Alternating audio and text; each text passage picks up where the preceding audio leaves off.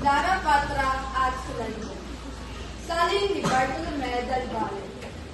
Nang unang panahon, ayon sa alamat, ang Pulong Mindanao ay wala ni kahit munting kapatayan. Pawang kabundukan ang tinatahanan ng maraming taong doon namumuhay. Maligaya sila sapagkat sagana sa likas na lahat. Subalit, ang lagim ay biglang dumating sa kanila na dati payapa. Apat na halimaw ang buhay na namin. Unay si Kurita, na maraming paa at ganid na hayop. Pagkat sa pagkain, kahit 5 tao ay kanyang nauubos. Ang bundok matutong, tinilhan naman ng isang halimaw na may mukhang tao na nakatatakot kung ito'y mamusay. Sino mang tao na kanyang mahuli, agad nilalaman. Ang alam nito'y kanyang kinakain na walang anuman. Ang ikatlo'y sipa, na ibong malaki. Pag ito'y lumipad, ang bundok ng bita ay napadilim niyong kanyang pakpak. Lahat ng tao ay sa kuweba tumahan upang makaligtas sa salot na ito ay matang malinaw at upong matalas. Ang bundok Korayang, pinanlahanan ng maraming tao, ay pinatablagin ng isa pang ibong may 7 ang ulo. Walang makaligtas sa pagsisil ng kaliyang matalas na upo. Pagkat maaring kanyang natanaw ang lahat ng tao.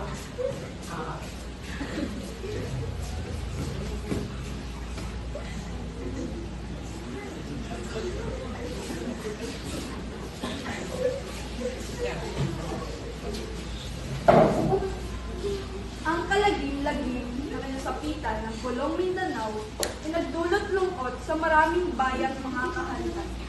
Si Indara Patra, na haring mabait ng ilag marangal ay agad nabuto sa kanyang kapatid na prinsipe. Ngayon na. Prinsipe Sulayman, kapag sumasamo sa iyong itas ang mga taong nangangailangan ng tulong mo sa bago. O mahal na hari, na aking kapatid, na iyong dililipad at magiganti sa mga halimaw ang talim ng taba. Binigyan ng isang singsing at isang espada ang kanyang kapatid upang sandatahin sa pakikibaka kanyang isinabi sa munting bintana ng halaman at saka nagsulit. Ang halamang ito'y ang siya magsabi ng iyong nasabi. Nang siya'y dumating sa tuktok ng bundok na pinag-aharian itong si Kurita, siya ay nagbasig at kanyang natuhan ang maraming nayong wala kahit isang tumatakot. Nagimbal ang bundok at biglang lumabas itong si Kurita. Ikaw ay magbabayad! Mabangis na hayo! Sila'y nagbaka at hindi tumigil hanggang sa malagot ang tanging pinaliyan si Kurita ay salo. Tumatag ang puso nitong si Sulayman. Sa kanyang tagumpay, kaya't sa matuto, ang hinanap naman ay si Tarabusa. Sa tuktok ng bundok ay kanyang namalas at nakahambal ng mga tanaw.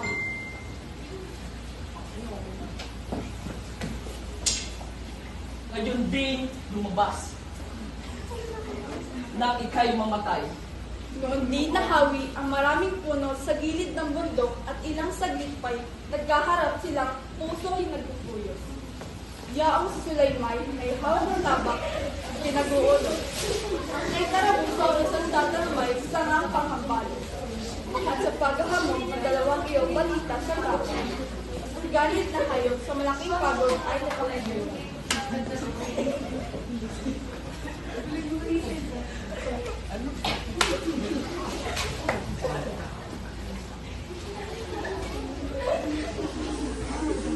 Ang oras mo ngayon ay dumating na. Sigaw ni Sulayman sa kasinaksak ng kanyang nagtatang isang halimaw. Noon din, nilipad nitong si Sulayman ang bundok ng bita.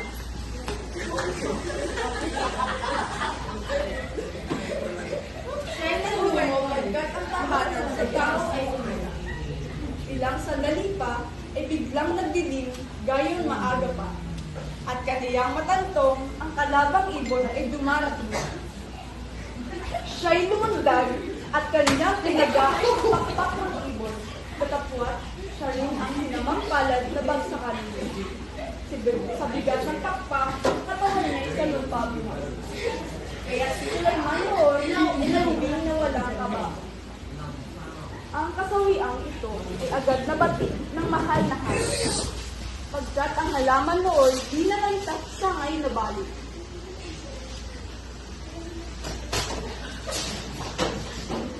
Siya ay patay na. Ang sigaw ng kanya lumumot lang natin.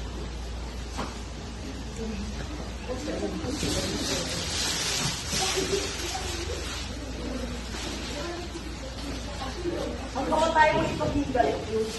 Siya ay masawi. Siya'y dumating sa bundok ng bitay, kaya napitungat ang papak ng ibon. Katawang kiti ay kanyang namalan. Nahabag sa kanya ang kaniyang bathala. Saglit pa ay nakita niya ang tubig na lunas. Kaniya ang tubig na yaon sa lugar ng bangkay at laking himala. Ang kanyang kapatid ay dabli na buhay. Sila ay nagyakap sa gitna ng ganap at ng tubig. Sa kapatid ay Sulaiman sa rin bayan. Sa bundok na kanyang sinapit, ay agad hinanap ang ibong sa tao nagbibigay lagi. At nagpapahirap, dumating ang ibong kay laki ng ulo at ang kukoy kay talis. Subalit, talis na yung darapatray na duwang iisuwakas.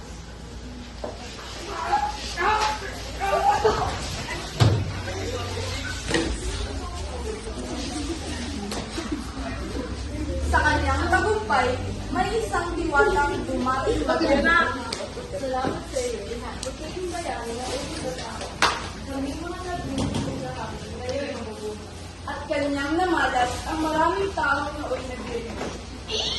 Nabila ang puso ng mahal-mahal sa ganda ng kaya sa naroon ay kanyang hiniling na lakip ng sumpa ay sigaw mabuhay.